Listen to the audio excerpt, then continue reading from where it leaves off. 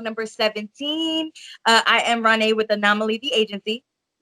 I'm Chynel with Chapter 28 Beauty, and our special guest is me, Diyandra Marie, aka Little Bit Closes It. Yeah. Y'all know what they say about Little Bit. She closes it. Oh, is that what they say? Yeah, did you get the hair flip? She closed. Yes. I caught the hair clip in the dimple. I caught it. Yes. Yes. If I can get a wink in there when I do it, then I haven't mastered. Like, yes. So yes, for you guys who are not familiar with Little Bit Closes It, she's a real estate agent out of Atlanta, Georgia. One of the dopest producing agents that you guys are going to find. And I think that it's important to have her on this vlog right now, just to give you guys some insight on what you need. All the information you need as far as putting your house up for sale, looking for a house to buy, or becoming an agent. So, Diyandra, my first question to you, and then I'll let Ronai hit off. What got you interested in real estate? What got me interested is just by faith. I knew nothing about real estate when I started. I was working 2 jobs, and my son always played sports, and I wasn't able to get him to practice. And one of the moms called me and said, "Hey, where's Javion?" That's my kid. And I was like, "I'm at work. I can't get him there." And she was like, "Okay, well, we really want him here. So me and my husband will pick him up and bring him home." So I was like, "Okay, cool." And then we started to get to know each other. She realized that I work real hard. She called me one day randomly and said, "Hey, do you want to be my assistant? I'm starting a real estate team, and I think you'd be great at becoming my assistant." And that was in 2017, so 3 years ago. And here I am now. Yeah, it was completely faith. I knew nothing. And that's what I told her. I was like, I don't know anything about real estate. I barely just bought my first car. I don't know anything about buying a house. But she taught me everything that I know. So I'm grateful. Dope. Excellent. That's crazy. I actually really didn't know that story. And that's really dope, actually. So when you first got into it, I guess, how did it feel? Like, what was it like? Did you feel nervous? Did you feel like it was something like, can I do this?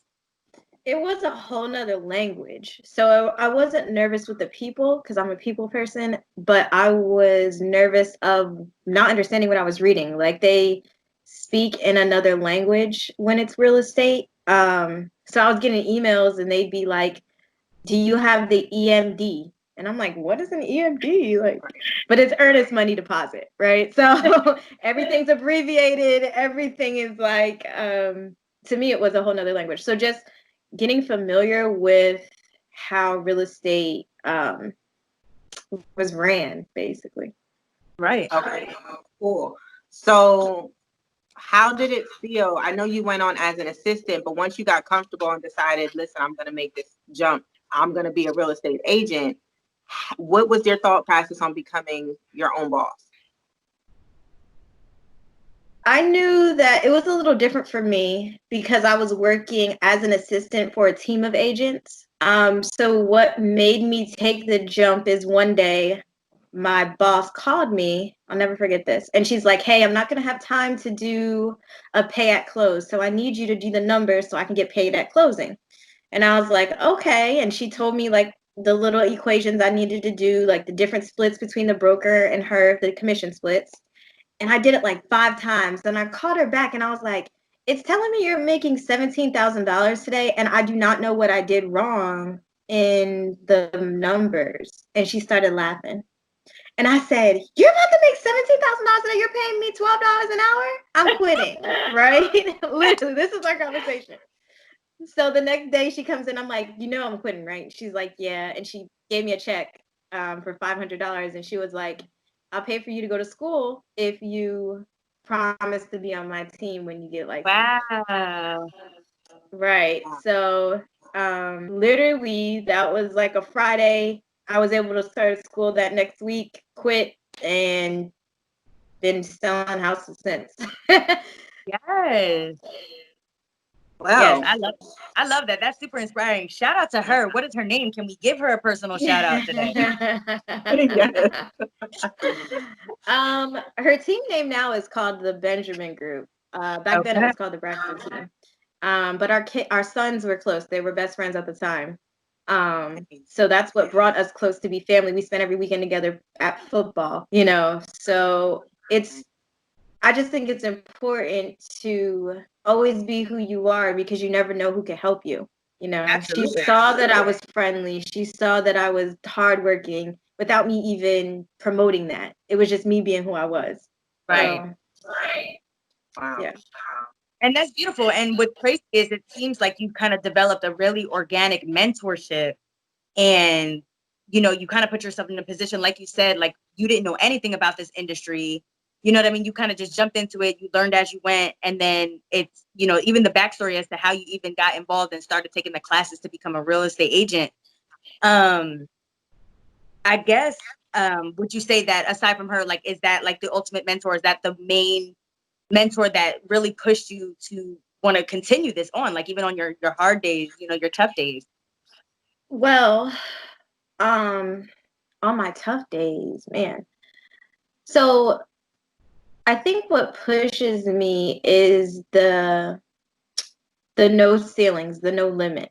So I don't clock in and I can work overtime and I'm able to get everything that I imagine if I continue to go hard without anyone stopping me. So the time that I produced enough money to like change my situation with my own mouth and my own hands, it was like a powerful feeling.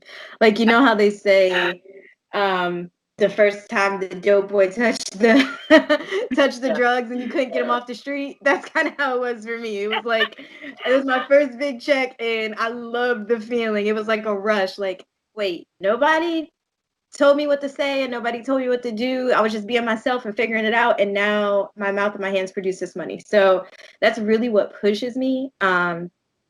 Because and I will say my first year, even I'm still new. This is my year 3. So there's a lot of times where I can be the best I can be and still not get paid. Sure. So that it's hard for real estate agents, and it's really hard when you have responsibilities and you're a new agent, and bills still are due and houses aren't closing. Um, so yeah, Okay. having a team in the beginning really helped uplift that because I wasn't out here by myself. There was other agents that were fighting the same fight, struggling the same struggle. We spoke every day in the morning on our morning call. So being able to hear when they did get something under contract gave me faith, or being able to vent. Like I just showed 50 houses and they're not writing an offer. Like Right. just having the team atmosphere as a new agent really helped me. And I think that makes a good point because, I think real estate is really just a booming industry right now. I speak to a lot of people that are interested in one way or another. And, one thing is I think people just see like you have to have that personality. You have to be a people person. You have to have that smile, that way to finesse, that really good sales pitch. But they don't really always see the other side of it, which is, The having grind. patience in general. You know what I mean? And I remember Right. having conversations with you where you were saying like your clients will hit you up random hours in the night. Like you always have to be available. It's 25/8. You know what I mean? It's not just a 9 to Right. 5. Right. Right. And the new real estate agents aren't seeing the house is not closed, and social media is so funny to me because under contract to me means nothing. Like, Right. okay, we got there. I don't celebrate that because I'm not getting paid. It's a good step towards Right. getting paid. But until we're at closing and all the papers are signed, it's just hope. So it's a lot of lessons learned. It's a lot of ups and downs. Real estate roller coaster is what people say. So you just learn your niche. You learn what helps you to get to closing. Everyone is different, which is the coolest part about real estate to me is that what works for me, it might not work for you. In every industry, like even Chynel's hair industry, she might specialize in braids, stitch braids. Everybody comes to her for that. That's fine. That's what works for her. That's what pays her bills. She might not be the best at dyeing, you Right. know? And real estate's that same way. Everybody kind of finds their niche, what they're good at. If it's foreclosures, if it's community management, if it's leasing, everything's different. So it's cool. That's what I like. The different avenues.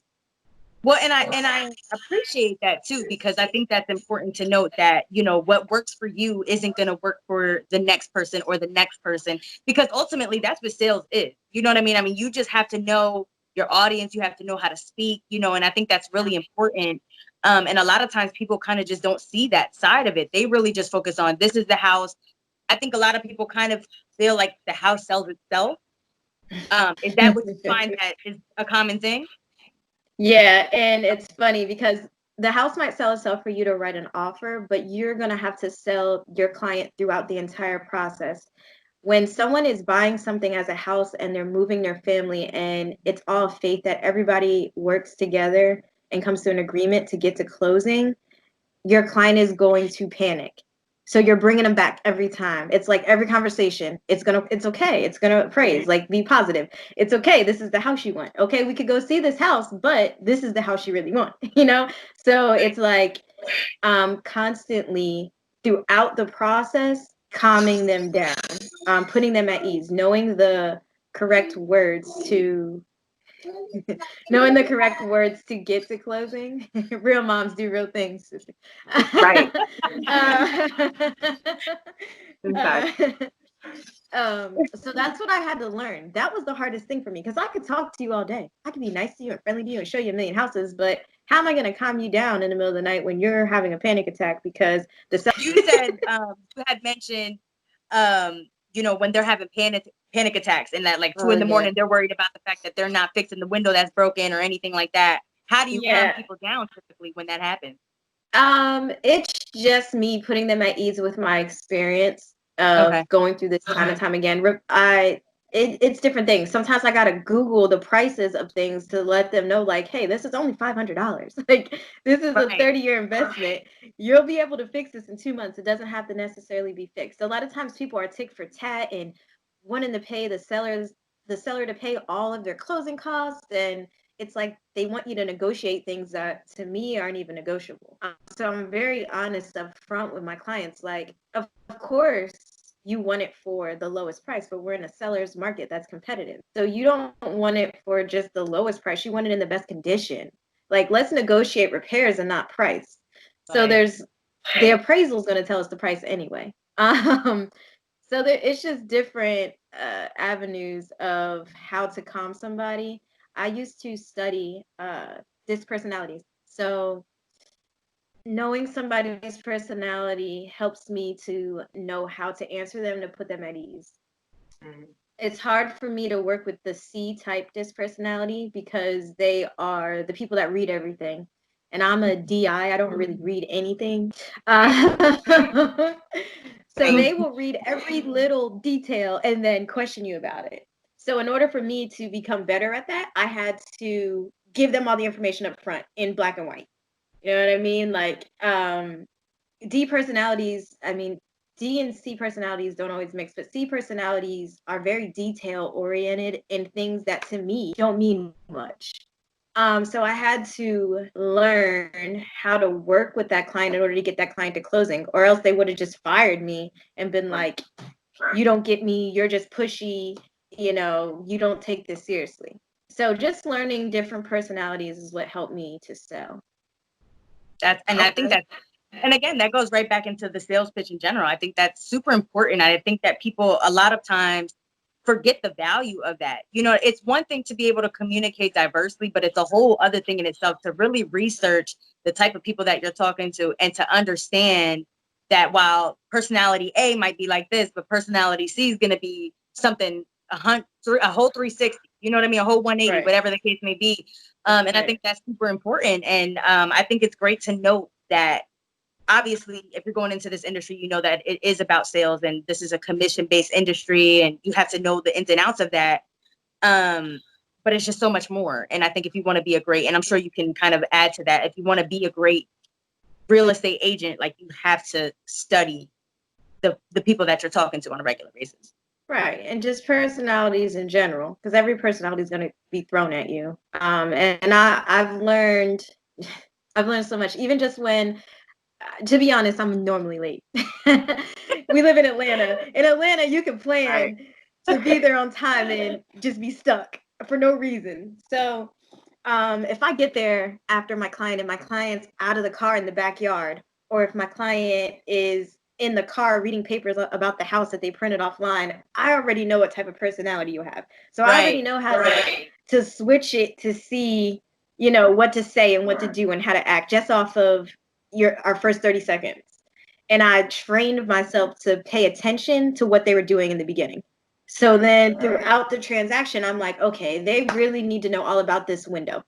Let me find out all their options. Let me go to Home Depot and give them pricing and let them know about the warranty in the window. It's a lot more than it's a lot more than just showing them the house, writing the offer, and getting it to closing. It's a lot. Absolutely. That's a really good point. Because like you said, it's very similar to any industry where you just have so many different types of people that you have to deal with on a regular basis. And that's definitely my industry. I got people who don't care, sit in my chair, and they're just like, do whatever you think is gonna work for me. And then I got people who are just like, I want you to take that baby hair and swoop it to the left, but not so much that it creates a curl. Okay.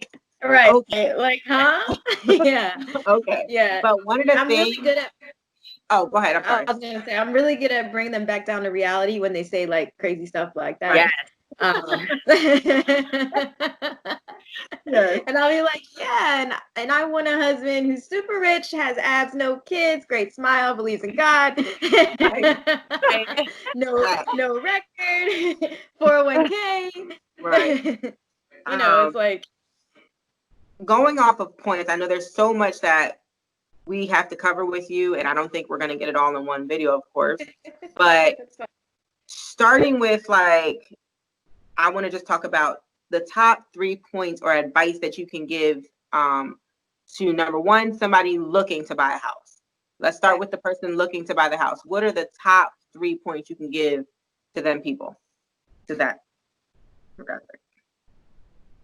My first point is to make sure that you get pre-qualified first. There is no point in you beginning to look at homes with an agent if you don't even know if you're qualified. And it's more than just you having a job and you filing your taxes. It's debt to income ratio.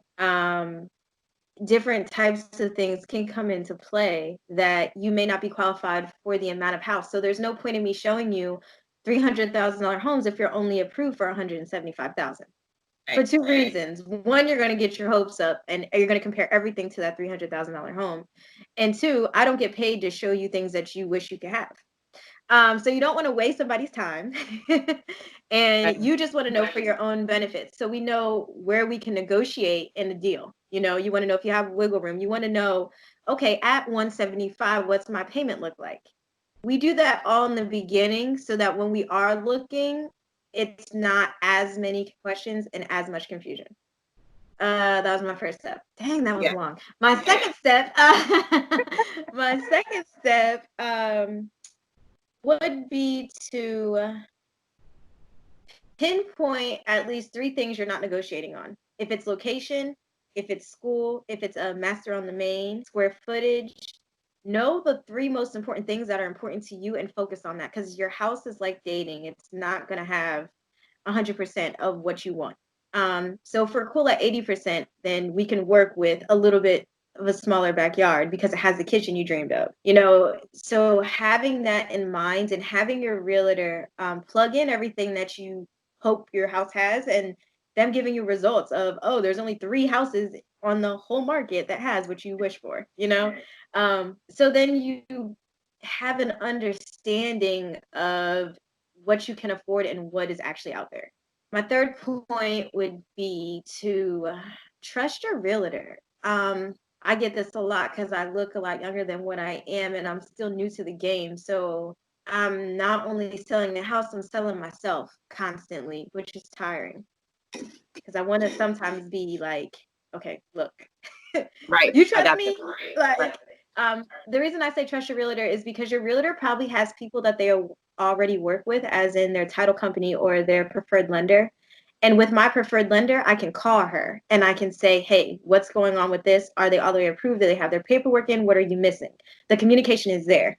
If you go with Navy Federal and I don't know anybody at Navy Federal and I'm just transferred to person, we're lost in the sauce. So it's your biggest purchase. You're looking at me like, what do I do? And I don't have anyone to get in contact with. Most people, actually, lenders talk via email.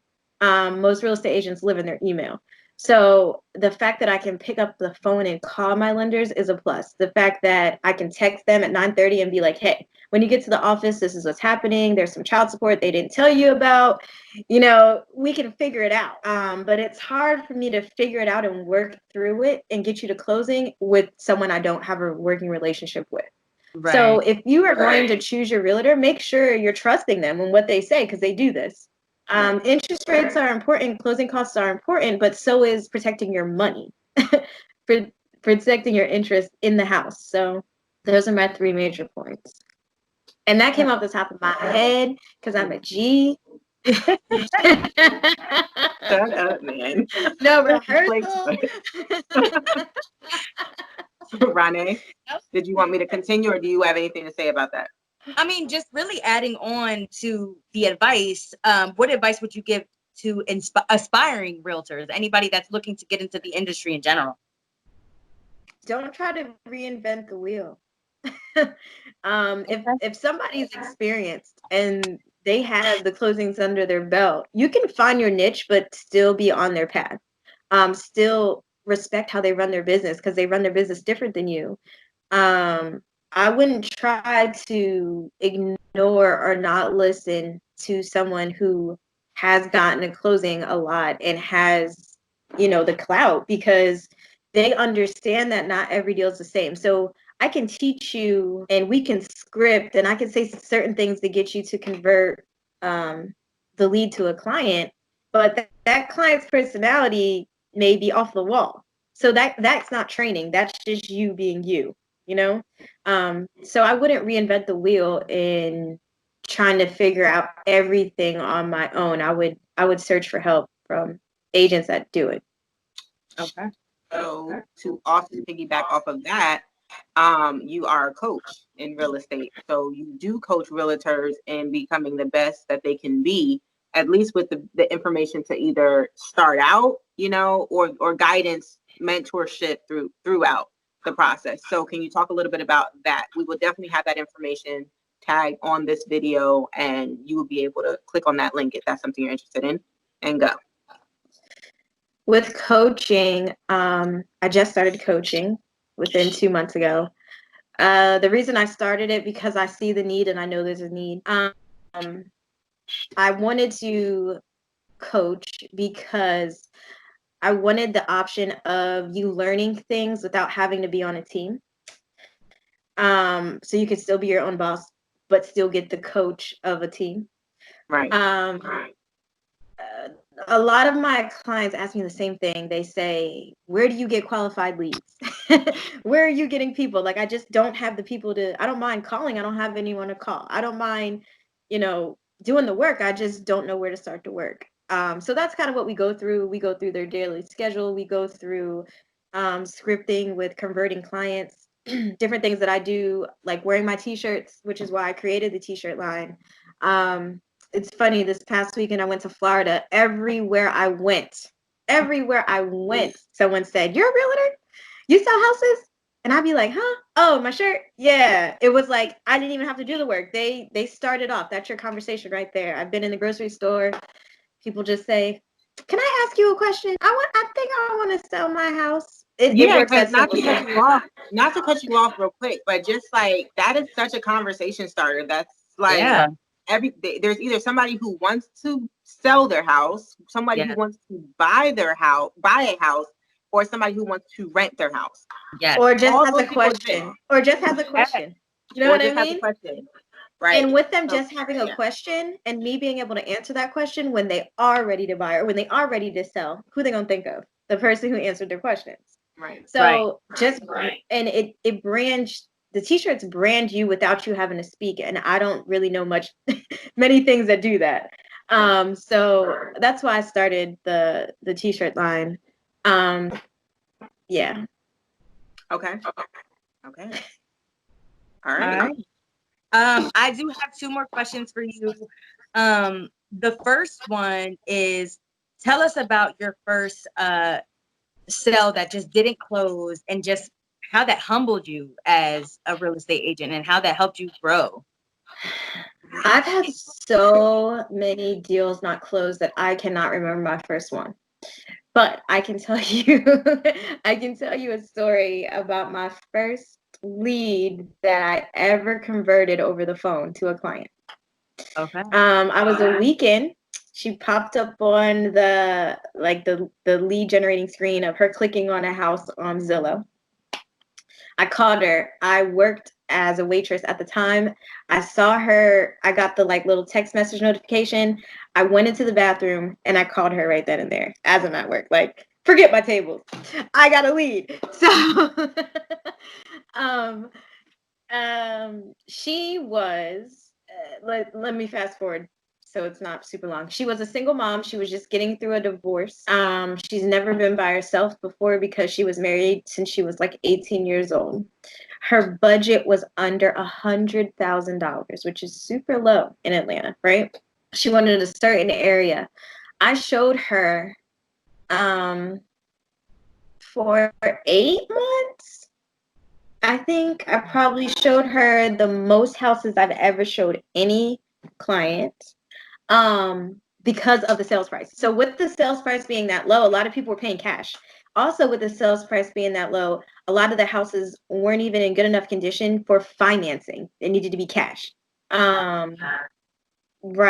So if it was halfway decent, an investor was coming in and getting it, or if it was halfway decent, you know what I mean? Right. So we took a 2-month break in between, and we finally closed on her house 8 months later. She still lives there to this day and has sent me 3 clients since then. We follow each other on Instagram, always supporting each other. Anytime she runs into somebody who needs to sell a house, she calls me. We just really developed. I ended up knowing her sister, her stepdad, her mom, because we worked together for so long. They would come with to look at the houses because it was her first one. And she loves it. She can afford it. It's in the school district she originally wanted, and her kids are fine. So with that being said, I was just, at the time, I was excited to have a client that was approved, even though it was for a little bit of an amount. As I was going through the process, it was straining me because I'm like, is this ever going to happen? But I was driving, 45 minutes each way to show her one house that we didn't even get, So I put in a lot of time. And with it being I think it closed for 90,000. My check wasn't much, and then I had to split it in half with my team leader. So I wasn't getting paid. But here we are 3 years later, and I closed on her best friend and her husband last May, and one of her other coworkers. So it paid off, word of mouth. Right. My dedication then is what pays me now. So Beautiful. And I love that. I love the fact that you started off answering this question with, I've had so many houses that, so many things that didn't close. I think that is so important. That's a huge answer. That's a huge moment in itself, because what you're basically saying is people have to be comfortable with quote unquote failure. You have to be comfortable not winning all the time. And I think it just teaches you so much. And the fact that you were able to just immediately acknowledge that, and that was not an issue for you. You were just kind of like, I've had so many, that didn't close, but I can tell you about the first time, and yeah. I think that, the hardest part for people is they're so scared to fail a lot of the time. And so because of that thought, they just don't even try at all. And I think that, it's such a simple thing that you have to allow yourself to fail. But I think people are so scared that it doesn't come off as simple.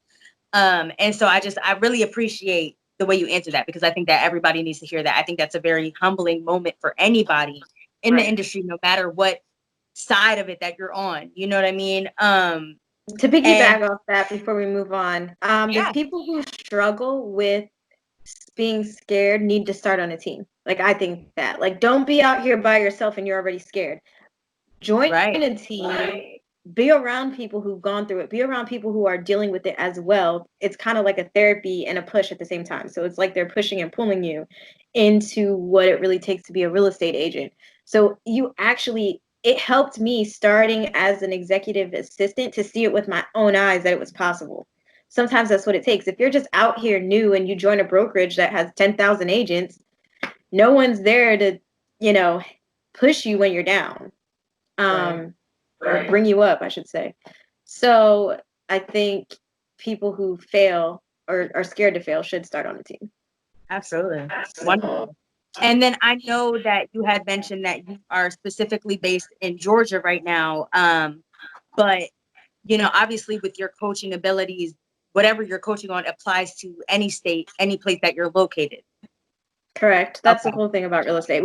Every real estate agent who's really selling real estate, all go through the same things. Right. We all face the same struggles. Yeah, that's important to know because it doesn't matter where you are. Start before you're ready. We always talk about that on the blog. And here we have somebody that is literally coaching people on how to do this, no matter where you're located. And so that's really important. The last question that I have, I'm blanking. So go ahead, Chynel. Okay, so I don't drink another sip. Let's wait a minute and let me digest. The sip might really help me. Hold on. Let me like she was like on a roll, like the last. I'm blanking. Right.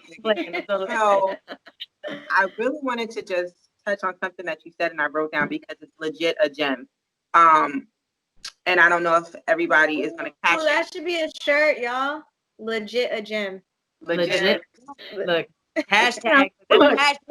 So when you see this on my website next week, and it's going to be a little bit closer tag because legit a gem. Actually, a gem. That's facts because it came from you, so it would be awesome to tag you. You know what I mean? At the bottom, like a little bit closer. That's where it came from. But you said my dedication then is what pays me now. Immediately, I'm just like. Yes, that is so real. That is so real. Here is why. Anything that you are passionate about, you're doing it for little like you're going above and beyond. You're working yourself to death. You are causing so much strain on your heart, your health, and your brain. But it does pay off in the end if you just stick it through. You know what I'm saying? Stick through it. So your dedication in the very beginning is the only thing that's going to show you at the end of everything, and not even the end, but just through that process. If you're questioning why you're not where you need to be at this time, it's because you didn't dedicate yourself the way you needed to back then. Period. Yeah.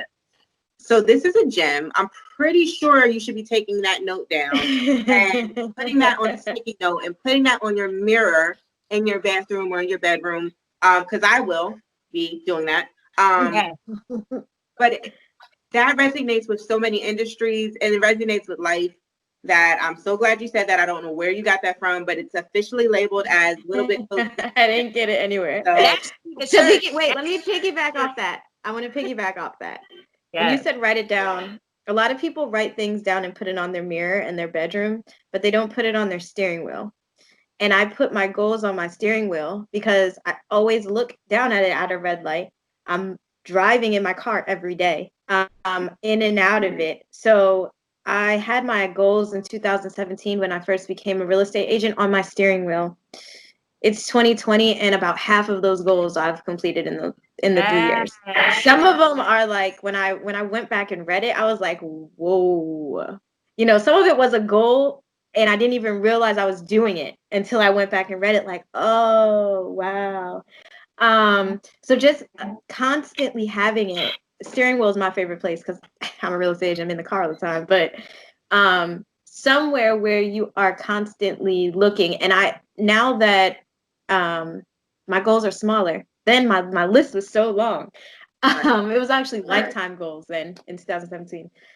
I'll just put the most important thing that I'm trying to accomplish that month. Like, right now I'm really into this t-shirt sales thing. So one of the things I want to do is sell 10 shirts every day for a week. That's what's going to be written on my steering wheel. You know what I mean? Got to sell 10 shirts in 7 days. So I'm just constantly reading it. That really does help, Chynel. Putting it places really does help. Thanks to being Mary Jane, who's the first person I ever seen that show, Gabrielle Union. But it did help me in the beginning, especially becoming a real estate agent. Well, there you I go. love that. And I love the fact that you mentioned, what I've been recently reading about is mastery and consistency and, just kind of perfecting your craft and being consistent, even on the good days, the hard days. I think that's really the key, and just goes right into what you've been saying. You have to, again, even with the quote, you know what I mean? Your dedication then is what is what pays you now. Like that's literally it. You know what I mean? That's it in so many forms of way. And like, let's cheers to that. Yes, let's look.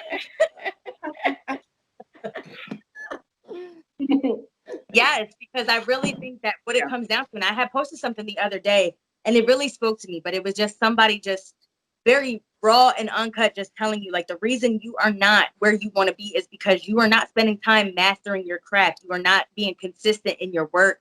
And, I think for a lot of people, that is the issue. A lot of us are dreamers, and we spend a lot of time visualizing a thing, but not really putting in the work to get to that thing. So whatever you do, whether it is putting it on your steering wheel or your mirror or whatever the case may be, not only it's not enough just to write these things down and read them and be like, oh, I'm going to do that. Do it. You know what I mean? And take the necessary risks to get it done. I wanted to piggyback on that and ask you guys a question, both of you. It's just a simple yes or no if you know the answer, and if you don't know the answer, I'm going to tell you. Where do you think the richest place in the world is? The most wealthiest place in the world is? I don't know. You just gonna give up? Like, I didn't even try. I immediately was like, I don't know the answer.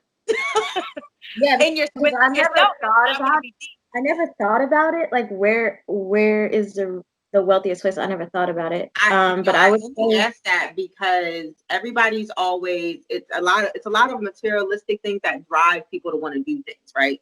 So this is just a spin on it for a second, and I don't know who said this to me, and this is quite frankly a long time ago, but the wealthiest place in the world is the cemetery, because a lot of people die with the most profitable thoughts, ideas. A lot of us go to the grave with opportunities that we never speak about, that we never pull into fruition. And that is, if you could get the thoughts out of the grave on all the things people wish they could have done. Yes. So that just changes the trajectory on that. You know what I mean? Like, don't die. That's how I live. I don't want to die with these ideas. People are like, oh, you're doing too much. Now you got this, you got that. I don't want to die with this idea in my brain. Right. I don't want to miss out on something I could possibly change those to come, change the system, change the industry. I can't. I don't want that on my chest. And you know what? I want to say something on that, Chynel. You mentioned finding your passion, and everybody who I meet that has known me for quite a few years have say to me, I'm so glad you found your passion. And I always look at them like, what's my passion? And they're like, real estate. And I'm like, that's not my passion. Right. I tell the people that all the time. Real estate is not my passion. I'm naturally good at it. I feel as though I like to meet new people, but I'm naturally going to fight for what I feel is right. And that's what helps me with negotiating. And I'm possessive. So if you're my client, I want you to win. It's like you know what I mean? Like, you're mine. Like, no, we're going to make sure you're good. So I just feel like with anything you do, anything you're trying, it's not about that it has to be your passion. I just need the person to try their best, to give it their all. So I'd always tell my clients this, like, I try to treat people like I want my son to be treated. So I put people as if it was my child, you know, like how would I want him to feel in this situation? Or if I can feel that you are uneasy about it and you just don't want to tell me because you don't want to get back in the car and look at 30 houses, I'll say something, you know, because I would want that for my kid. So it's just literally just doing your best at whatever you're doing, because me doing my best in real estate, I've realized other things that I'm good at. You know, like, wait, I'm not just good at this. I'm really actually good at this, you know, and I probably wouldn't have found that if I wasn't trying my best, you know. Well, So one of the things with that is, what is the difference between your passion and your why? right. What is the difference between your passion and your why? Knowing your why. And like you said, like like they said to you, I'm glad you found your passion. And real estate, technically selling houses is not your passion, but the process and working with people, because you're a people person, your why is all written, it's all up in there. You know what I'm saying? Helping people, changing lives. Of knowing that this is an investment, your biggest investment, and I help you to do it. I've had clients that rented their whole life. You know, I've had different scenarios of death and things that I were able to help other people in that time is why I enjoy real estate. But real estate definitely isn't my passion. I just feel like I'm in an industry that I easily can adapt to off of personality. So I went with it. Nice. And I think that's a beautiful thing in itself, because one of the things you had said previously, you know, earlier in the conversation, was that you keep it real, you know, and that was always my tactic for sales in general. For me personally, I hate sales. I hate when I know that somebody's selling something to me and it feels like, okay, like shit, you know. But what I love, because of that, I always, when I would have to sell something, it would come from a genuine place. I always thought, you said your son was your why, you know, you thought of him a lot. And for me, it was always my grandparents. Like, I would always think, like, you know what, if somebody was selling something to my grandparents, like, how would I feel if they were really playing them and not really giving them the full, you know what I mean? And that was always my thing. And I think that's so important. And it really takes you a long way. If you can be real with the customer and to the point where they develop that trust and that level of understanding with you, that goes a long way. That's way more important than, oh, I just need to make this sale. And like you said, real estate is not your passion, but you love the fact that you get to change people's lives. I mean, this is people, you know, these are people's first houses. This is where they are building a whole life and creating memories and building on traditions, you know, that's something so beautiful. And I think, you know, I speak to a lot of people that are looking for houses or selling their house, and they hate the process, or they just feel like they're being oversold, or whatever the case may be. And I think we just need more people that are speaking to them in a way that it soothes their soul. And it's just kind of like, we're just trying to put you in a position where, you know, you can be great and you can really like move forward and do whatever you have to do without having too much stress on it. And I think that you really put that out there. I think it's truly a reflection, just everything that you've said over this past 45 minutes, an hour, however long we've been on this. I think that's important, though. I think that's really important because, you know, again, with sales, you know, it's easy to, you know, some people have it. Some people really have it with sales. You can sell, you know, whatever. I don't even have the metaphor, that I don't even have an example at this point, but What it is. She's usually really on point with this stuff, guys, but whatever she got for stuff. Some people can really sell salt to a slug, and that's really like a major thing. You know what I mean?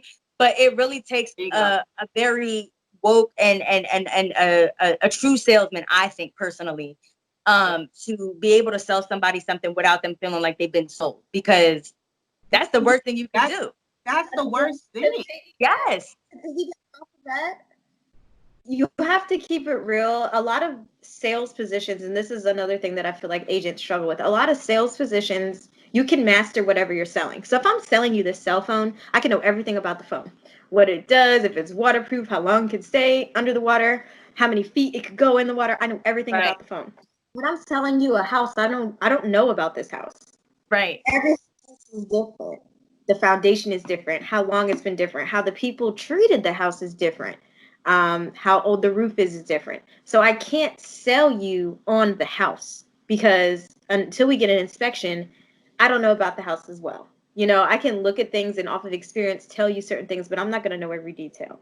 So with real estate, it's different. I can't just master things about a house because every house is different. Every inspection report is something on it that I've never necessarily read before, you know? So selling the process is important to keep them at ease. If you don't know what this means on the inspection report, I know I can call my preferred inspector and he will tell you what this means. I know we can look up and figure out everything that's on the report. Before I get the report, I can let you know it's about to be 50 pages long because it's about every detail of the house. So I can sell you on the process to help keep you at ease to get you to closing. Right. So it's just a different, it's this, to me, real estate is a different type of sale because I can't master the product. I can just master. Yeah, you can't guarantee anything because it's something that's out of your hands, it's out of your control. Right. And how that ties, again, directly into how the same way I feel. I can sell you the process on putting a relaxer in your hair and the things that you need to do to take care of it. But it's ultimately up to other factors that are going to decide whether or not this relaxer is going to work for you, like your living conditions, the way you take care of your hair, how often you wash your, you know what I mean? Like little things like that. So education, I think, is the key here. And a lot of people like being informed. That is what my clients love about me. I'm not going to sit here and do your hair and not inform you on the process of what I'm doing and what I think will work best for you. You have the client's interest at heart, so you're going to take it serious. And that is what I think resonates with a lot of people when they're purchasing a house with you. And for those who are out there, just know when you're getting into something like this, you don't want to have to worry about buyer's remorse. That comes with any sale. The possibility for somebody to regret the product or whatever they just bought. You want to inform that person on as much as you possibly can so that buyer's remorse doesn't set in, you know what I'm saying? And doesn't overtake and make you look terrible. And some people strictly don't care. They think the sale, the commission, and that's it. No, that's going to haunt you. Karma's going to come because you didn't do your job correctly. Right. You didn't do your job how you would have wanted it to be done for you. You know what I'm saying? So, yeah. And with hair, I think hair is also a talent. It's not just a skill that is learned. You can learn different things, but I think it's a God-given talent. I think some hands are just able to do it. I don't have those hands. This is definitely a wig. But some hands do have that God just took a little bit more time with perfecting. Shut up, man. And to produce good hair, like to know how to do it. And the coolest thing to me about your job, Chynel, I had a friend back in the day who did hair, and when they would leave her chair, they were different. Like they're just ready to go, ready to see people. That's the high. That's the adrenaline. Yes, like, oh, you laid my edges. Like that joy is so dope. You know, like I could sense the result being fulfilling. So right. That's and that's where I'm at. You have to have a career that is fulfilling to you when you're done with what you're doing. You know, regardless of what that is, you just have to find something that fulfills you in the end result. Right. Right. I agree wholeheartedly. One thing that I did want to touch base on. Oh, I'm sorry. Go ahead. Look. No, because I'm looking at your lips like, is she gonna say? One thing real quick, I just wanted to backpedal real quick. Before we go forward, I wanted to mention something about the shirts. So this is just a marketing thing. I'm speaking to small business owners. I'm speaking to business individuals, tiny businesses like ourselves, single LLCs. I purchased a shirt from Little Bit, and I'm wearing the shirt. I'm in Virginia Beach. She's in Georgia. I had over 10 people stop me and say, "Oh my God, congratulations, you bought a house." And I didn't buy a house. People ask me, why did I buy this shirt? Which clearly says invested in myself. But that's because I invested in a business. And a business is also a very big, big purchase. I do have a building. I do unlock. I do go in. I treat this business like my home. This is my second place that I live in this place. You know what I'm saying? This is what brings me money. So that's why this shirt resonated with me so well. So biggest thing, like she said, branding wise, the shirt does a lot. The shirt does a lot. They're asking me who my realtor is. They're asking me, you know, what was the process like? I can't even give that to you because I'm not there yet. You know what I mean? And don't get me wrong, we're knocking on that door. This next year is it for me. But it's just so, it speaks such truth into what you just said earlier about, you know, the t-shirt does more branding than you could possibly think. You don't even have to open your mouth. And Right. as somebody who wears the t-shirt, I know that I need to prepare myself to be able to share information, or, you know, I didn't buy a house, but this is a realtor in Georgia, and you can hit her up. I'm sure she'll give you some information, but you know, this is what it is. And they appreciate that. People appreciate that. And furthermore, it honestly gives conversation for me to be able to sell myself. Well, I'm a stylist and that's what I do. And this is my business. And right it into segues into that. that, which is why it's so important for small businesses to support other small businesses, because actually it's what is the word? Cross promotion. Cross promotion. It's cross promotion. It's beneficial. Yeah, I want other realtors to see that. Just to piggyback off what you said, I started selling t-shirts because I had nothing to do one day, and it was COVID. Couldn't go anywhere, and I was like, I always wanted to sell t-shirts, and I feel like you got to be your own cheerleader. I tell everybody, clap for yourself. Shit. So I started. I Googled designs, couldn't find anything that I could do like online. I messaged the guy who made my website and it was like, hey, can you make me t-shirt designs? I want them to be simple. I want them to say these three things. He did it. Boom, boom, boom. I said, do I have e-commerce? He was like, yep, it's already in your website. I already built that when I built your website. We put it on.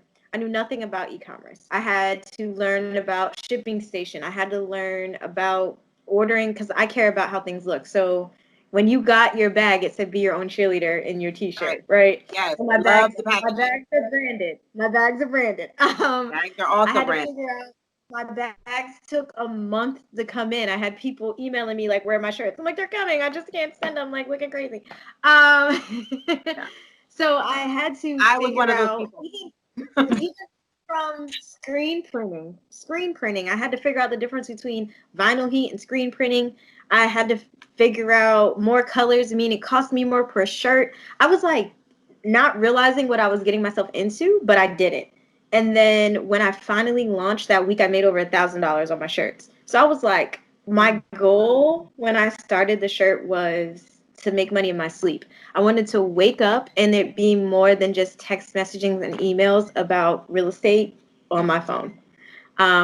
Because I feel like you really make money when you're making it in your sleep. And I was able to do that. So I'm just really, you'll see, my marketing has like stepped it up a notch. It helps that I'm creative, but I'm going full force with trying to just have a passive income because both of my other jobs, I work so hard. Selling houses, I work so hard. I've always worked hard. So I wanted to do something that was easy and exciting. And it's both of that. It's both. So yeah. That's beautiful. I mean, that's absolutely beautiful. And I think it just ties into exactly what you said about manifestation. You know what I mean? And people really manifesting that. And, you know, and whatever you believe in, whether it is, you know, religious purpose or universe or whatever the case may be, you know, like really going full force with that and really feeling that and embodying that in every way, shape, and form. For me, the last thing I do want to talk about, Chynel, you had mentioned the wealthiest place on earth or in the world in general is the cemetery. And I love that. And I had read, you know, in the book that I recently read, they mentioned the same thing. They spoke to a lot of older people in old folks' homes and things of that nature that asked, like, what would you change about life? And it was always that. I wish I would have done more. I wish I would have just listened to myself. I wish I would have went with my gut. And I think that, you know, Diyandra, you're really embodying that. You're really, you know, putting our viewers on and letting them know, like, you started from a place where, you know, somebody just picked you out of a bunch basically and was like, you got it, you know, and you didn't even know you had it, but you trusted yourself so much to go through that. And even not even knowing anything, not knowing the jargon or whatever the case may be, you were literally just like, I'm going to take this on full force and I'm going to be consistent. And again, just going right back to that quote, like my dedication then is what pays you now. Like That is the gem. That is really the That's gem. the gem. For the But night. that's If the you don't gem. take That's anything the gem. away from tonight, Should that if you don't be a take anything t-shirt? away, it's Should the that one be a thing you t-shirt? have to say. Listen, Because that is next level. That's next yes, level. I think that probably might be the best outside of Start Before You're Ready. I think that might be the best yes, gem we've had yet. yes, absolutely. It's an amazing gem. And I think that, again, I think for me personally, because it just hits me. As soon as I heard it, I was just like, oh, that I is wrote what it I need. down. I zoned out. I got I it. saw But y'all writing, but I didn't know what y'all was writing. I was just talking. Oh yeah. Oh, Oh no, yeah. I'm a note taker, and that was absolutely one of the. I got it starred and circled and highlighted at this. I got lines, 2 stars, a circle. Right. I done doodled on it already. Like, yeah. Yes. Yes. So I think that is just so true. You know, anybody who needs to hear that right now, you know, where no matter where you're at, no matter how you feel, you're doubting yourself, you're scared, you're anxious, everything that you're feeling. I mean, this is it. This is the time. You know what I mean? And the time and energy that you put into your craft right now, whether it's your passion or it's not, or if it's something that can push you towards your passion and you really find that within yourself, go for it. You know what I mean? Do it. Trust the process. Trust every part of it. And, you know, find inspiration anywhere that you can and humble yourself and just understand that it's not always going to be 100% and it's not always going to be, you know, just gold. It's not always going to be golden, but the point of the story is when you get there, you know, it makes it all worth the while. And you have these goals and you write them down and you read them and you believe in them and you manifest, hashtag manifest, any way you could write that. Do that. Do that. That's it. Like, that's just really the key. So I really do appreciate you even saying that. You definitely dropped a lot of gems today. And to end it, I just wanted all the real estate agents to know that sometimes the fear is not going to go away. So you got to do it scared. So like, you gotta do it. Want to be nervous. Give us a warning. You're going to be nervous. You're not going to know on the stage. I don't got no face on the stage. Y'all hear me? Like, that's not a little bit close as it, Jim. I found that on Instagram one day, but it resonated. Have you ever had to do something still being scared, but you knew you had to do it? Yeah. Like making that phone call to let them know that we didn't get the offer accepted, or, you know, just different. The house didn't appraise. You got to tell your seller that the house didn't appraise, and she got to lower the price or put it back on the market and only accept a conventional loan. Like, so many things could happen that's out of your control. And in the beginning, it's going to feel so uncomfortable to say bad news, but you got to do it scared. And eventually you get used to it. So yeah, sometimes the fear is not going to go away. So do it scared. Do it scared. Do it scared. Whoa. Do it scared alone is like hashtag do it scared. Right. That totally took away from what I was just going to say. I know you're about to. I just want to put it in. I got it. So for people who are like, oh, you know, they're lost right now. They just don't know what to do, what industry to go into. They don't feel like they have a good grasp on their future.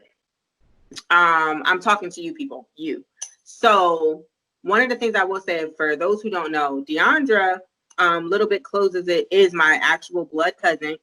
She is a very, what would you call it? She is part of Chapter 28 Beauty. She was a mannequin for me. Okay. Oh yeah, I was. So when people ask me like,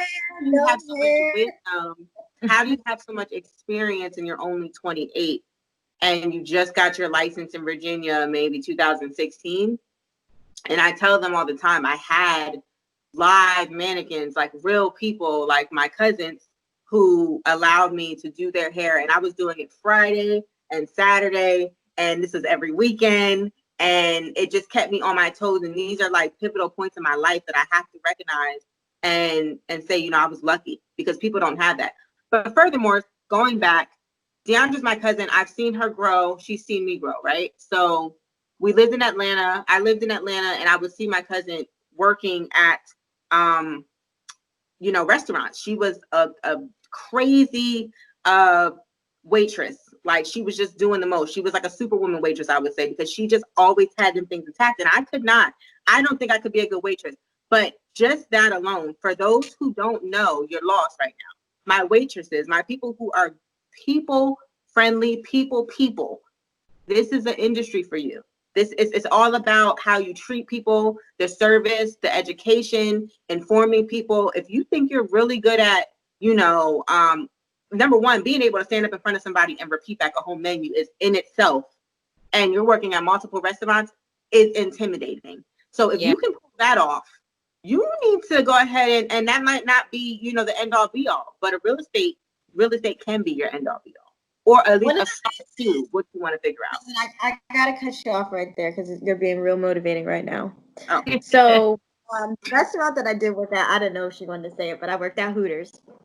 And if anybody's ever ate at Hooters, you know that your Hooters girl is extra. Your Hooters girl can sit down and speak to you. Your Hooters girl has to look a certain way. Hooters set me up for real estate because anywhere I go, if I'm sitting down and somebody sits next to me, I'm talking to them. Me and my best friend went on a road trip, like I said, this past weekend to Florida. At the rest stop, I come out with a new friend who lives in Douglasville, which is like 5 minutes from me. We're in Florida, in Orlando. I knew all about how many kids she had, where they went on the beach vacation, if they rented or owned within 2 minutes. And I'm giving that credit. I'm giving that credit to Hooters because in the beginning of Hooters, I didn't want to sit down and talk to you. Why would they want to talk to me? I didn't, you know what I mean? Like they came to eat, they came to talk to me. But again, doing it scared, it became part of who I am. So if you're a side of me and I have the ability to say something, I'm going to say something. So if you have that in you, know that that's a skill. I didn't even know that was a skill. I had no idea of what I had could produce income for me and my child to live off of. So just know that you're worth it. The people who don't know what you're doing, know that you'll figure it out. You just have to do something. You can't do nothing at all and think you're figuring it out. Right. You have to get out of your comfort zone, try different things. I've had every type of job you can imagine. So going through experiences, right? I know, guys. One time she was selling for.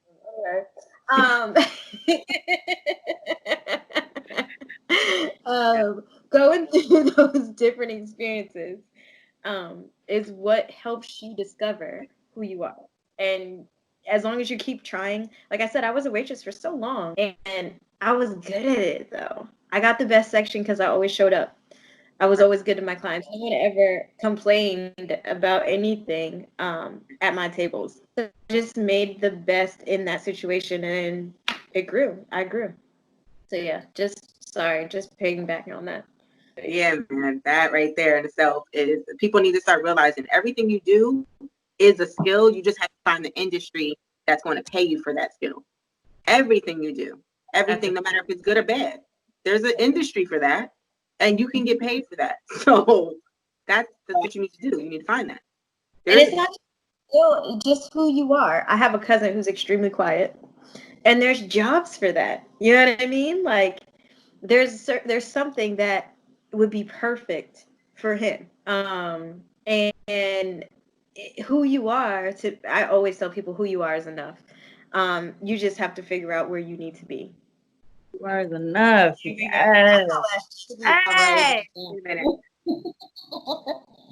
That is enough. I tell my kid that all the time when he feels like he didn't make the most points or he didn't hold his team down. I always tell him who he is enough. Like it's who you are is enough. Who you just need to find out where you need to be. I think the who you are is enough is it. Like it don't even matter what comes after that. Who you are is enough. I mean, that's point blank period. I think that's where it really starts. Once you have that self-love, that self-confidence, you really know yourself. There's no limit to where life can take you, period. You know what I mean? I think this vlog right here is like 10 stars on motivation on every level, because what we touched on here, number one is humble beginnings, and we don't do that a lot. We don't do that very often. Humble beginnings is important. It's the foundation to whatever you think you're about to be. It's the humble beginnings that's going to decide whether or not you're prepared for that. You know, I often tell people, you know, I'm the person who's going to walk through the fire. You're the person that's going to walk around it. And that's because I want to feel the burn. I want to feel the pressure. I want to feel everything I need to feel so that I have more of an experience coming out of it.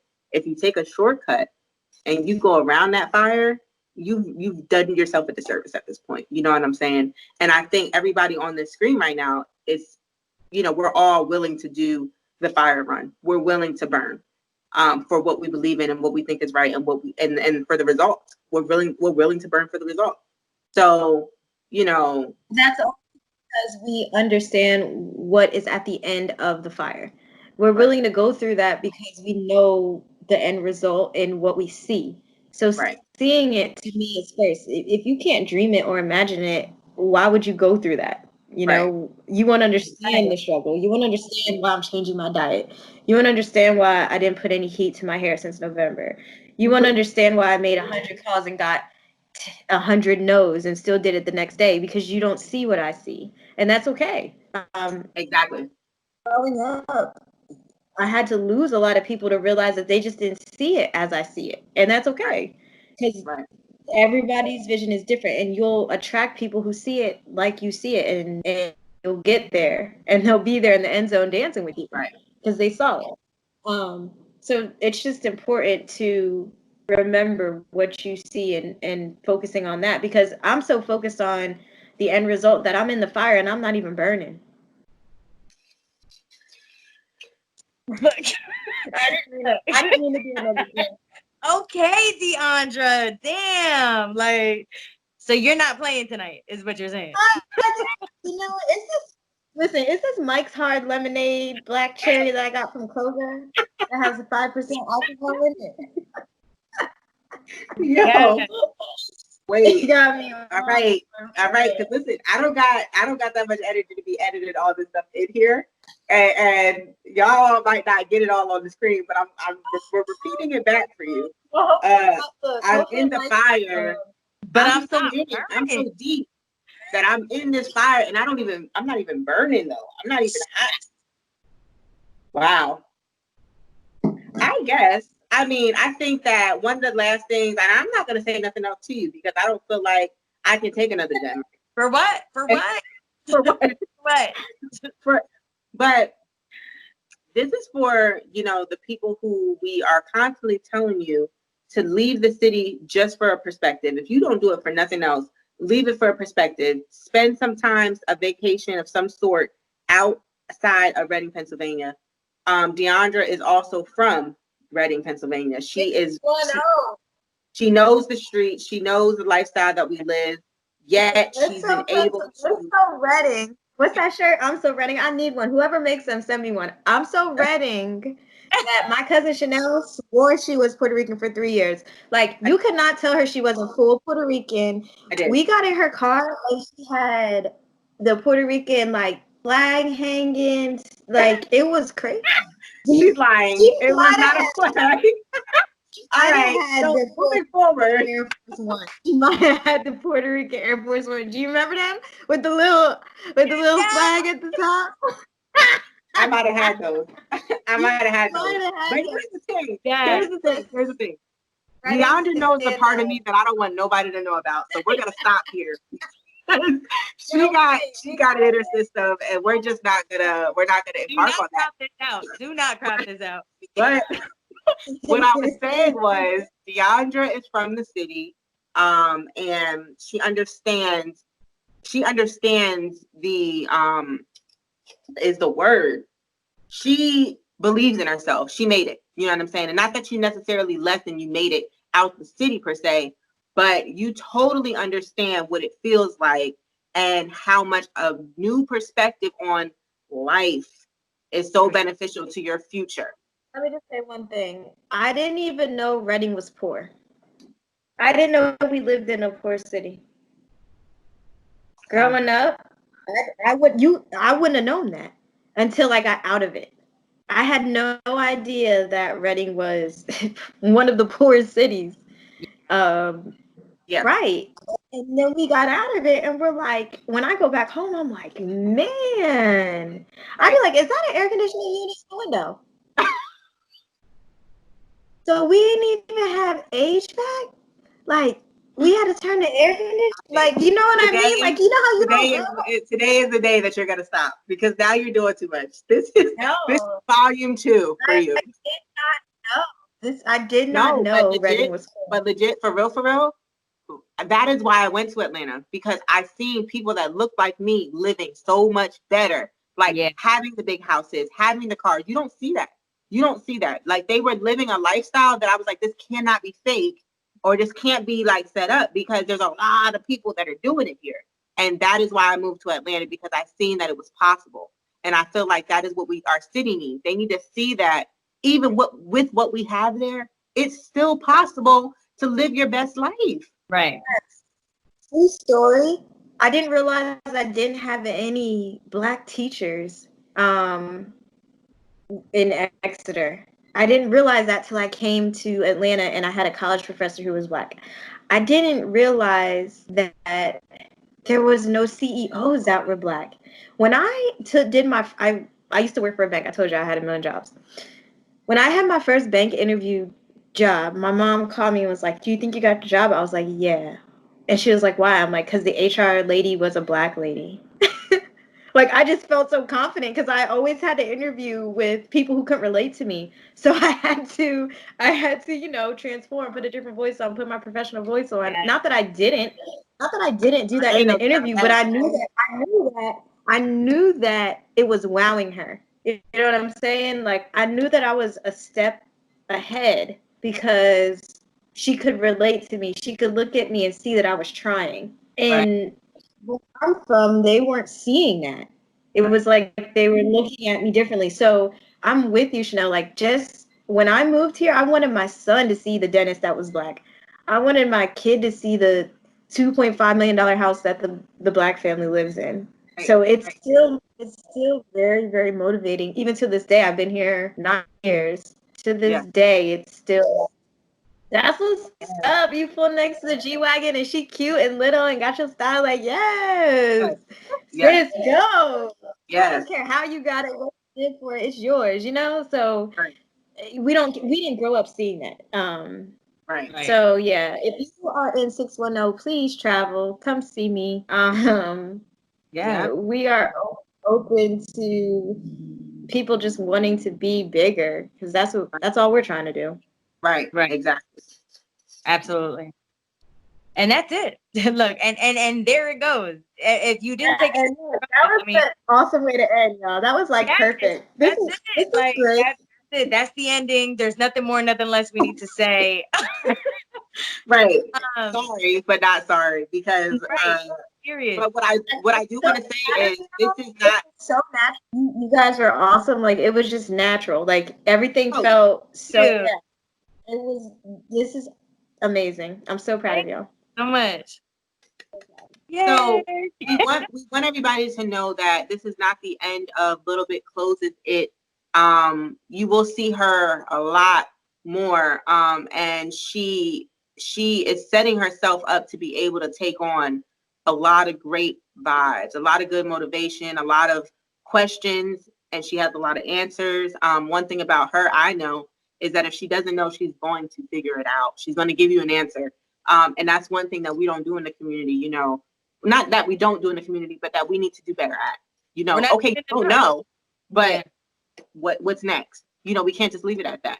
And again, this is where we all are similar at. We're going to find the answer for you, even that means outsourcing, you know, but we're going to take that time. Like she said, she'll go to Home Depot and figure out what windows need to go in the house and how much they cost. That's not her. She don't have to do that. You know what I'm saying? Like, she don't have to, but make you feel a little bit better, and you know, just ease the pain. We go to extreme lengths. So Diyandra AKA Little Bit Closes It, out of Atlanta, Georgia. I wish all the best to you. I'm super excited to have you on again, so we can really get in depth on these 3 areas, which is real estate as an agent, real estate as a buyer or seller, real estate as a coach, and then just all the different things that people can get into. We're going to get a little bit more specific for you guys because we know that you're looking for specifics. And she has the answers. I'm sorry. I'm gonna send you right to her. And even though she's in Georgia, she's making herself available in virtual to be able to give you guys the information that you so desperately need. Right. And you can do a free 30-minute consultation with me, any realtors or anybody thinking about getting into the business and just have questions. I had a lot of questions that I was able and fortunate enough for somebody to answer, but the more that I'm in the business, I realize it's a need. So I do a free 30-minute consultation to any realtor anywhere, or anyone even thinking about getting into real estate. What do they need to do? What are the steps? I'm here. It's on my Instagram at Little Bit Closes It, all spelled correctly. Thank you guys for having me. It was great. We'll have to do it again. Yes. Well, we got to close out. So, Ronai, go ahead. All right. Well, thank you. Look, I'm super happy about this entire conversation. I think it was an amazing conversation. A lot of gems dropped, which we always get that, but I just feel like it just resonated so much with where we're from and where we're trying to go. I'm just gonna leave the gem icon up there. Like, there's no point to take it off. Look, no, seriously. Everything. You don't have to cut anything out. Yeah, no, absolutely not. Because every part of this was so important. And, thank you, Diyandra, AKA Little Bit. Like, thank you so much for coming on today. Much appreciated. Vlog number 17, everybody. Ronai, alum of the agency. Chynel, chapter 28, and our special guest speaker and family member. All right. Yeah, that was All right, y'all. Love you guys. Talk to you later. Lots of Yes. Bye.